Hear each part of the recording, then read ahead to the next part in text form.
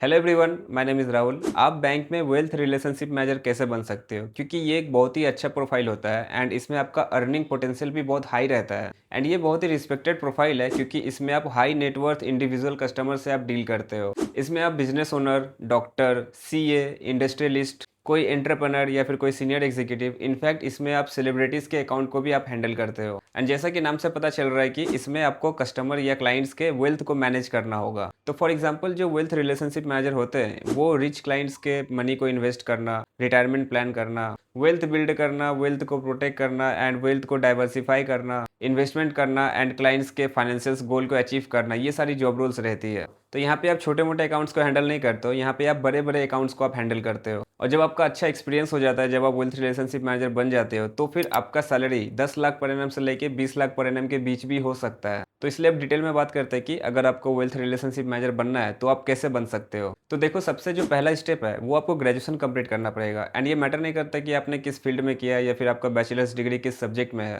चाहे आपने बीए किया है, बीकॉम किया है, बीबीए किया है, बीएससी किया है, फिर भी आप इसको अप्लाई कर सकते हो। तो इसका मिनिमम रिक्वायर्ड क्वालिफिकेशन बैचलर्स होता है, लेकिन अगर आपने एमबीए किया है, MBA in marketing, MBA in finance या फिर आपने एमकॉम किया है तो फिर आपको ज़्यादा प्रेफर किया जाता है। अगर बैचलर्स डिग्री में भी अगर आप बीकॉम या बीबीए करते हो तो आपको ज़्यादा प्रेफर किया जाता है। लेकिन ऐसा नहीं है कि आपने कोई दूसरा डिग्री किया तो आप इसको अप्लाई नहीं कर सकते हो, आप फिर भी एलिजिबल होते हो। वैसे तो वेल्थ रिलेशनशिप मैनेजर बनने के लिए आपका एक्सपीरियंस रिक्वायर होता है, आपका रेलेवेंट एक्सपीरियंस होना चाहिए। लेकिन अगर आप फ्रेशर हो फिर भी आप वेल्थ रिलेशनशिप मैनेजर बन सकते हो। कैसे बन सकते हो उसके बारे में हम लोग आगे वीडियो में बात करेंगे। तो सबसे पहला स्टेप है कि आपको अपना ग्रेजुएशन कंप्लीट करना है। दूसरा जो इसका स्टेप है, अगर आपको वेल्थ रिलेशनशिप मैनेजर बनना है तो आप अभी से ही बैंकिंग के बारे में पढ़ना स्टार्ट कर दो, आप इन्वेस्टमेंट के बारे में पढ़ना स्टार्ट कर दो। क्योंकि यहाँ पे सिर्फ आपको अकाउंट खुलवाना नहीं होता है या फिर कोई क्रेडिट कार्ड को आपको सेल करना नहीं होता है, यहाँ पे आपको बड़े बड़े अकाउंट्स को हैंडल करने पड़ते हैं, इन्वेस्टमेंट करवानी पड़ती है। तो जितना ज़्यादा आपके पास इन्वेस्टमेंट की नॉलेज होगी, जितना ज़्यादा आपके पास बैंकिंग की इन्फॉर्मेशन होगी, उतना ही बेटर होगा आपके लिए। तीसरा स्टेप है, अगर आप कोई सर्टिफिकेशन करते हो जैसे कि इन्वेस्टमेंट एडवाइजरी में या फिर कोई भी इन्वेस्टमेंट रिलेटेड अगर आप सर्टिफिकेट लेते हो तो फिर आपको ज़्यादा हेल्प मिलता है।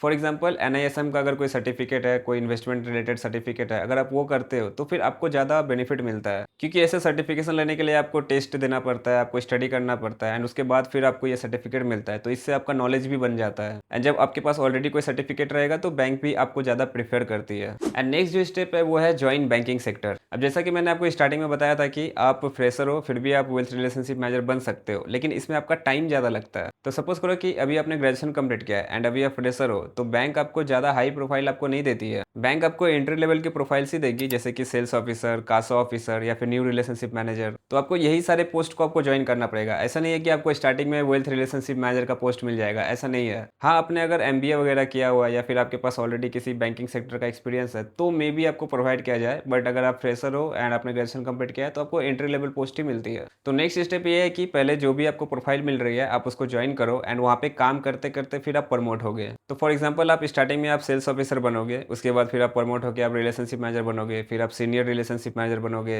एंड उसके बाद फिर हो सकता है कि आप असिस्टेंट वेल्थ रिलेशनशिप मैनेजर बनो एंड फिर उसके बाद जाकर आप वेल्थ रिलेशनशिप मैनेजर बनते हो। पर यहाँ पे आपको अच्छा काम भी करना पड़ेगा जितना ज़्यादा हो सके, चाहे आप सेल्स ऑफिसर हो चाहे आप रिलेशनशिप मैनेजर हो। जितना ज़्यादा आप अपने एयूएम का ग्रोथ करोगे उतना ही बेटर होगा। एयूएम का मतलब एसेट अंडर मैनेजमेंट, जितना ज़्यादा आपका रहेगा, जितने बड़े आप प्रोफाइल्स को मैनेज करोगे, जितना बड़ा आप पोर्टफोलियो को मैनेज करोगे, उतना जल्दी आप ग्रो करोगे। दूसरा है रेवेन्यू जनरेशन। बैंक के लिए आप जितना ज़्यादा क्रॉस सेल अपसेल करोगे, जितना ज़्यादा आप नए क्लाइंट्स को एक्वायर करोगे, जितना ज़्यादा सेल्स, जितना ज़्यादा बिजनेस ला के दोगे, उतना जल्दी आपको प्रमोशन मिलेगा। तो पहले दिन से ही आपको सेल्स करना पड़ेगा, नए कस्टमर को आपको एक्वायर करना पड़ेगा, आपको क्रेडिट कार्ड सेल्स करने होंगे, करेंट अकाउंट खुलवाना होगा, सेविंग्स अकाउंट खुलवाना होगा, बैंक के जो भी अदर प्रोडक्ट एंड सर्विसेज हैं जैसे कि इंश्योरेंस आपको सेल करना होगा, आपको म्यूचुअल फंड सेल करना होगा। क्योंकि बैंक यही सारी चीज़ों को सेल करके प्रॉफिट कमाती है। तो जितना ज़्यादा आप बैंक के लिए प्रॉफिट ला के दोगे उतना जल्दी आपको प्रमोशन मिलेगा। नेक्स्ट है क्लाइंट रिटेंशन, कि आपने किसी एक क्लाइंट को सेल कर दिया तो वापस वो आपके पास आ रहा है कि नहीं। कहीं ऐसा तो नहीं है कि आपने किसी क्लाइंट को सेल किया एंड आपने मिस सेल कर दिया, उसके बाद फिर वो कभी आपको दिखा ही नहीं। तो आपको ऐसा नहीं करना है, आपको क्लाइंट रिटेंशन पे भी फोकस करना है। फॉर एग्जाम्पल आप किसी कस्टमर को मिस सेल कर देते हो, उल्टा सीधा आप फीचर्स बता देते हो क्रेडिट कार्ड का एंड वो क्रेडिट कार्ड ले लेता है, तो आपका तो एक सेल हो गया, लेकिन वो कस्टमर को जब पता चलेगा तो वो दोबारा आपके पास नहीं आएगा। वहीं अगर आप क्लाइंट को आपने अच्छी सर्विस दिया है, जो भी क्वेरीज थी उनको सॉल्व किया है, आपने उनका प्रॉब्लम को सॉल्व किया है, तो फिर वही क्लाइंट आपके पास रिपीट आएगा। अब आज आपने उनको क्रेडिट कार्ड सेल किया है, कल को जाकर वो इंश्योरेंस आपसे लेगा या फिर कोई लोन आपसे लेगा या फिर म्यूचुअल फंड में इन्वेस्ट करेगा, तो एक ही क्लाइंट है लेकिन आपके पास रिटेंशन बहुत ज़्यादा हो रहा है क्लाइंट का। तो ऐसा करके आपको क्लाइंट रिटेंशन पे भी फोकस करना है, तभी फिर जाके आपको एक अच्छा रिजल्ट मिलता है। नेक्स्ट है आपको इन्वेस्टमेंट नॉलेज भी लेना पड़ेगा, क्योंकि जैसा कि मैंने आपको स्टार्टिंग में बताया था कि आप यहाँ पे क्लाइंट के पैसे को इन्वेस्ट करोगे, तो जो पैसे वाले अकाउंट्स है, जो पैसे वाले कस्टमर्स है, उनके आप इन्वेस्टमेंट में आप डील करोगे। तो यहाँ पे आपको इन्वेस्टमेंट रिलेटेड प्रोडक्ट आपको सीखना होगा, जैसे कि आपको mutual fund, SIP, bond, investment, ये सारी चीज़ें आपको सीखनी पड़ेगी। तो ऐसे ऐसे क्लाइंट्स जिनका 10 करोड़, 50 करोड़, 100 करोड़ का बिजनेस है, वो लोग अपने इन्वेस्टमेंट करते हैं, तो आपको उनको गाइड करना पड़ेगा कि कौन से पैसे को कहाँ इन्वेस्ट करना चाहिए, कैसे इन्वेस्ट करना चाहिए। फॉर एग्जाम्पल आप उनको बताते हो कि आप म्यूचुअल फंड में 50% आप इन्वेस्ट कर दीजिए, जो बचा अमाउंट है वो उसका आप बॉन्ड ले लीजिए, या फिर आप कुछ और चीज़ों में इन्वेस्ट कर सकते हैं। कुछ अमाउंट का आपको एफडी करवाना सही रहेगा, कुछ को आप ईटीएफ में इन्वेस्ट कर दीजिए, किसी का आप स्टॉक ले लीजिए।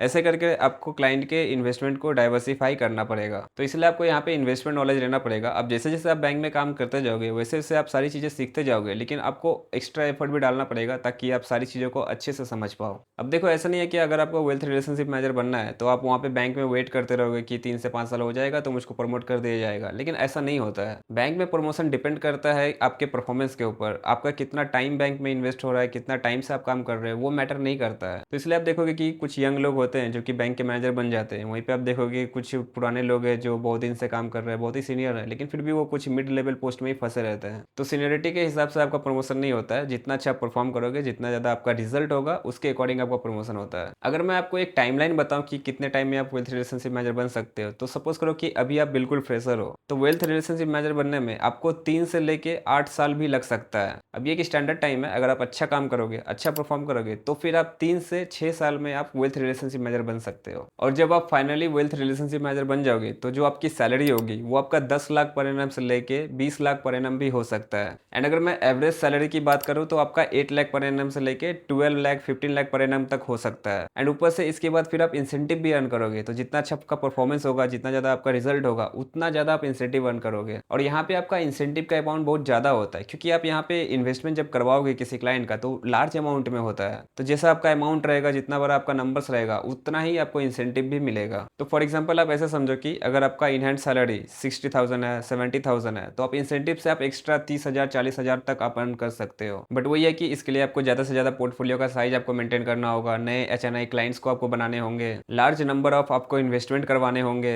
और जब आप ये सारी चीज़ें कर लेते हो तो आपका बहुत ज़्यादा अर्निंग पोटेंशियल भी रहता है। एंड इसके बाद आपको फिर और भी प्रमोशन मिलेगा और भी आपका ज़्यादा ग्रोथ होगा। तो इसमें आपको कुछ स्किल्स पे आपको ध्यान देना पड़ेगा, उस पर काम करना पड़ेगा, ताकि आपको जल्दी प्रमोशन मिल सके और आप जल्दी वेल्थ रिलेशनशिप मैनेजर बन सको। तो पहला जो स्किल है वो है सेल्स स्किल। जितना ज़्यादा आप सेल्स करोगे, जितना ज़्यादा बिजनेस लाओगे, नए कस्टमर एक्वायर करोगे, प्रॉपर सर्विस दोगे, उतना बेटर आपको रिजल्ट मिलेगा। दूसरा है रिलेशनशिप बिल्डिंग। जितना ज़्यादा कस्टमर के साथ आप रिलेशनशिप बना के रखोगे, जितना अच्छा आप रिलेशनशिप मेंटेन करते हो, तो क्लाइंट आपको रेफरल भी देगा, अपने दूसरे क्लाइंट्स को भी आपको रेफर करेगा। नेक्स्ट स्किल जिस पे आपको ध्यान देना चाहिए वो है कम्युनिकेशन स्किल्स, क्योंकि आप यहाँ पे बड़े बड़े क्लाइंट से डील करोगे, बड़े बड़े कस्टमर्स, बड़े बड़े जो नेटवर्थ इंडिविजुअल कस्टमर्स होते हैं, उनसे आप डील करोगे, तो उनके लैंग्वेज में आपको प्रोडक्ट एंड सर्विसेज को समझाने पड़ेंगे। तो उसके अकॉर्डिंग आपको कम्युनिकेशन भी आपको स्ट्रॉन्ग करना होगा। एंड नेक्स्ट जो सबसे ज़्यादा इंपॉर्टेंट स्किल है वो है financial knowledge and investment knowledge, क्योंकि आप यहाँ पे बहुत ज़्यादा अमाउंट्स में आप डील करोगे, बहुत बड़ा पोर्टफोलियो में आप डील करोगे, तो आपको इन्वेस्टमेंट की नॉलेज होनी चाहिए, फाइनेंशियल नॉलेज होनी चाहिए, बैंक एंड बैंक कैसे काम करती है, वो सारी चीज़ें आपको पता होनी चाहिए। एंड बैंक में काम करते करते आपको ये सब की नॉलेज ऑलरेडी हो जाएगी। जब आप 3 साल 5 साल से ऑलरेडी आप बैंक में काम कर रहे हो, तो आप ऑलरेडी सारी चीज़ें सीख रहे हो। एंड अगर उसमें आप एक्स्ट्रा एफर्ट डाल देते हो, खुद से आप कुछ नया रिसर्च करते हो, खुद से आप सीखते हो और ज़्यादा डिटेल में जाते हो, तो आप ज़्यादा ग्रो करोगे।